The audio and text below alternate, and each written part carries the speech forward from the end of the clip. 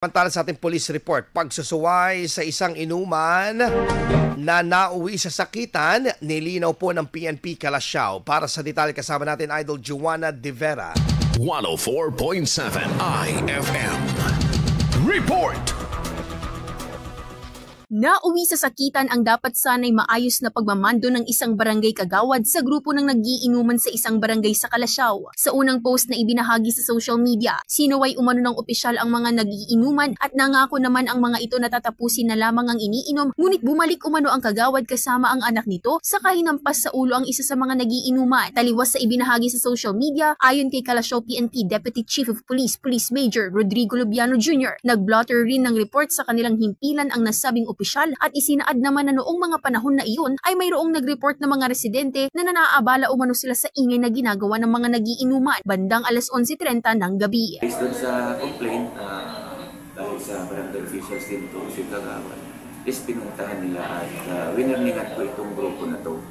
So after that, umuwi itong si barangay Kagawad and at around 12 pasado na August 6 is bumalik itong complainant at the same na meron pa rin hindi pa rin natigil yung mga nagiinuman doon and bumalik ulit ito si Barangay Kagawad kasama ang kanyang anak. Nang balikan ng opisyal ang mga ito bandang alas 12:20 ng madaling araw dahil sa report, hindi umano ito nirespeto ng mga nagiinuman at dito na sila nagtalo. So doon pa lang parang allegedly, based doon sa natin is na disrespect itong si Kagawad. So, sa madaling sabi, nagkaroon ng commotion.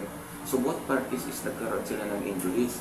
Sa ngayon ay nakipag-ugnayan na ang pulisya sa dalawang kampo at napagkasunduan na magkaroon muli ng maayos na pag-uusap upang tuluyan na itong marisolba. And then, ito naman is na-endorse naman sa barangay and both group naman is nagkaroon na ng settlement at ipapatawag sila dito sa ating station.